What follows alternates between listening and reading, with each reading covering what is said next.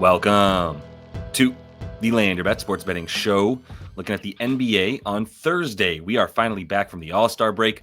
Hope everybody enjoyed some of the time off. I've got some bets for Thursday for us. We got 9 games on the card here. Coming back with a vengeance. Had a really nice night to end the first half of the All-Star break weekend. So very excited to show you guys how we did. Also want to do this little giveaway with you guys. $100 that I'm giving out here. How do you get it? Jump in the comments. Let me know who's going to be the leading scorer on the night across the NBA tomorrow. So anybody who gets that right, I'll throw you in the raffle to win the $100. Throw that stuff in the comments. Also going to give you guys an opportunity to get a free month in the VIP section of the Discord if you do want to get some of those premium picks, I should say, and get everything that we're getting in the VIP. So if that all sounds good, give this video a like. Let's get right into it. One bet on the card from this Wednesday game that we had as we get back into the NBA with just the Hornets and the Lakers. Not sure how that one's going to do yet, but we'll talk about it on the show tomorrow. Either way, Thursday to close out the first half of the season, 6-3 plus 2 units, climbed back over 50 units after about 2 or 3 days in a row, losing some money here, but felt really good about all these bets. We had a nice Jose Alvarado bet. Brandon Pajemski, actually, Steph played. That bet was partly predicated on Steph not playing. He still got there. Jordan Hawkins, the other Pelly that we bet on. You probably don't even remember this stuff, but just real quick for the winners. Isaiah Hartenstein, really nice bet on a bounce back after a bad game. Plus, Isaiah Hartenstein, when he plays with Chet Holmgren, is averaging about 15 rebounds per 36 minutes. So he's at a much better number, actually 3 more rebounds per 36 minutes with Chet Holmgren on the court versus without him this season. So he's playing a lot more of that center role as Chet plays the stretch 4. We're going to keep looking at that stuff to find value for things like Hartenstein rebounds moving forward. Jimmy Butler still getting value on 5.5 boards, so we're going to keep hitting it. Got minus 104 there. We might have him at 5.5 again this week, but eventually I think this is going to get to 6.5. He's playing power forward for them and is very important on the boards, so I think he'll continue to find himself in good rebounding position.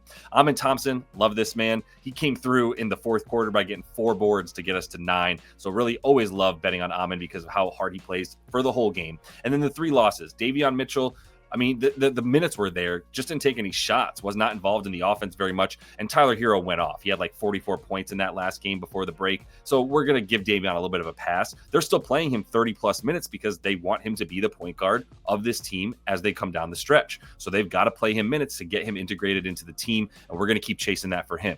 Isaiah Collier finally let us down. Another hook for him. 8 assists, couldn't get the 9, had the opportunity as well. So I'm not too mad about it, to be honest. We're going to keep coming back to Isaiah Collier, and he'll continue to get close to 8 or 9 assists every game as he's leading the league in potential assists since he jumped into the starting lineup for the Utah Jazz. Jaden McDaniels also hooked us. So 2 hooks there to end the night. It's all right. We'll take 6-3 plus 2 units, up 50.6 now on the season. So if you do want to jump into the VIP, we've got a whole bunch of new sports books available. If you sign up using code LYB, I'll go ahead and get you a free month in the VIP. All you got to do is send me a screenshot showing me that you signed up using this code on any of the books that are scrolling beneath me. You'll find them all in the description of the video as well. Send me a screenshot on Twitter or Discord at JLBoogie, and I'll go ahead and get you guys a free month in the VIP if you do sign up using that code. Also want to let you know, we are going to be back with the live show, 5:30 p.m. Eastern on Thursday, as we're doing every weekday. But I also want to let you know one more thing.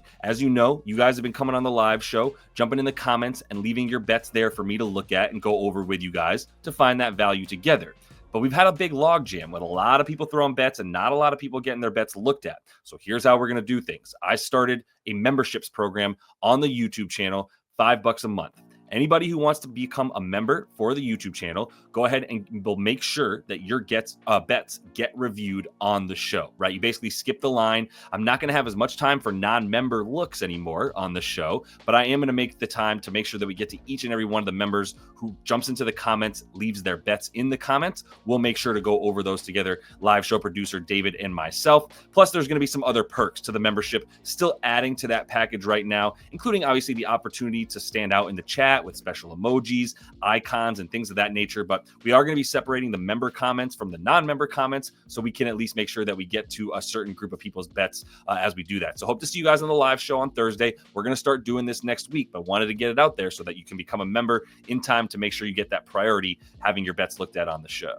As always, going to be using Props Madness here on the show, and this is the best platform for finding value and saving yourself some time, right? This platform really does all the work for you here. If you do want to jump in and use Props Madness, you can get a 7-day free trial. Use code LYB. That'll also get you 25% off your first month if you do decide to jump in here. And like I said, this platform alone is a big part of the reason why I've doubled my units at this point this season from last season. I'm going to be skipping over this Memphis and Pacers game. I don't have too much of a look. I will just say simple considerations. Spot up shooters versus the Grizzlies in the corner. I think it might be an Obi Toppin game. He loves the fast paced games. He loves to get out into transition, and he loves the corner shooting. So that's where I'd be going. That's the one look that I don't have on the card yet. But if you look at the way that he scores against this team, 28th, they are 28th. The Grizzlies are limiting transition points. They're 21st limiting spot up points. And if you look at the season shot chart, they are pretty bad limiting stuff in the corners as well,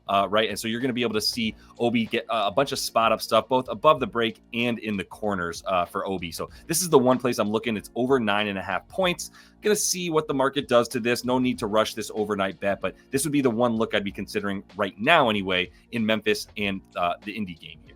Moving to the Celtics and 76ers, and I'm going to tell you right now, it's going to be a little bit of a weird slate as we come back from the break. New guys in new places, and we need to see what's up with these injury reports. Still waiting on some questionable tags for sure. But on the Celtics and the 76ers side, I think we know who we're going to be getting in this game.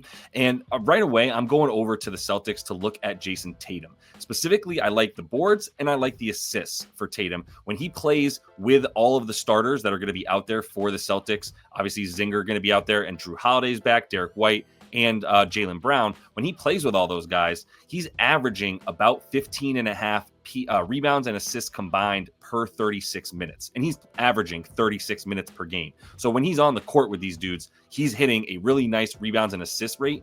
And this is at 13.5. You can still get minus 115 here on DraftKings. And if you look at some of the head-to-head numbers, you'll kind of see what I'm talking about, because I've talked about this a lot on the show, which is when you play against the 76ers, the guys who get rebounds are usually the athletic forwards and wings, because the center on your team, in this case Kristaps Porzingis, is going to be battling with Joel Embiid, and Joel Embiid is going to be pulling him from the basket a lot as well as he's playing face up near the three-point line. So that's a big reason why guys like Jason Tatum are able to come in and be a better rebounder than Paul George. I mean, Yabu will probably be out there, but other than that, it's like Paul George, Oubre, Quentin Grimes. These are the guys that are getting rebounds alongside Joel. I don't think so. I like Jason Tatum a lot more than those guys for the boards.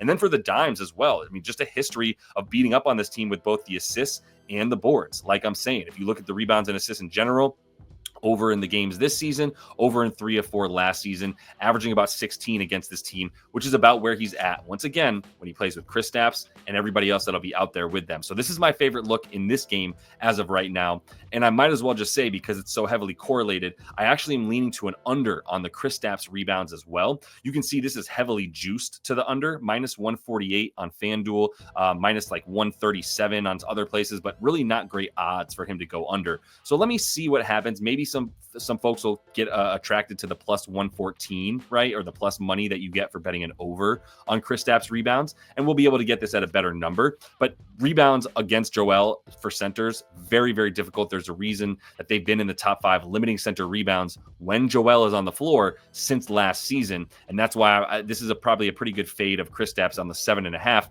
He's averaging fewer rebounds than that anyway on the season.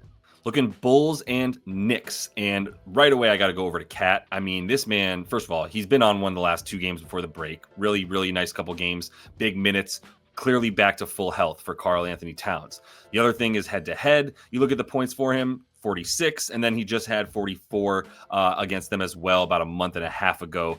Kills this team, right? Absolutely kills them because it's Vooch. And if you look at where he's scoring from, almost half his points come right next to the basket at the rim. 30th. This is the worst team limiting points at the rim because it's Vucevic, right? This is not a dude who's known for his defense in any way, shape, or form. Looking at about 38 minutes in the 2 games versus team, he's just going to abuse them. Again, I mean, there's nobody that's going to stop him. They're also 25th limiting points above the break. If you wanted to take threes for Cat, I have no problem with it. I just don't think you need to. Like, yeah, maybe if you get 3+ at some pretty good plus money, you can go for it. But he's going to be able to eat down low so well that like there's no reason for him to take too many threes. I mean, he attempted 7 and 12 and shot a really good percentage, but it still wasn't even close to half his shots. He's shooting so much from down low. I don't feel the need to get into it with the threes. I think 27.5 is a very good number to go over for him. Might as well take a 30+ look at Cat as well. On the other side of the ball, I'm waiting for Vucevic's rebounds to get to 10.5 on most books, and then I'm going under on his boards. And the reason I think we're getting even a good number at all, like for him to go under, is because he has had some success rebounding against this team this season. 11 boards and 12 boards. But that's on 15 rebound chances and 16 rebound chances. Those are outliers to me. I don't think he's going to continue to get like an 80% rebound success rate like he did in this last game where they beat the Knicks rather by 13.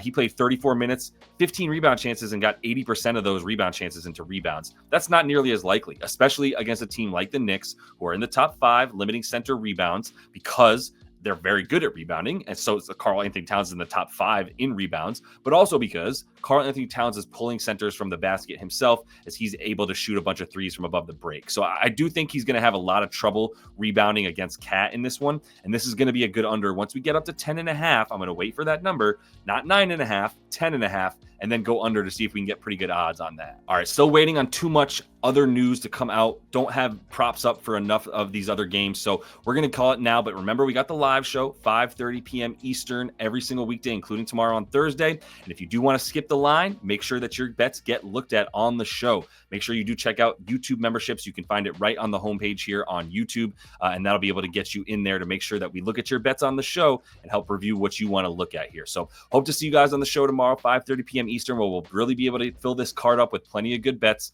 And until I see y'all then, happy betting.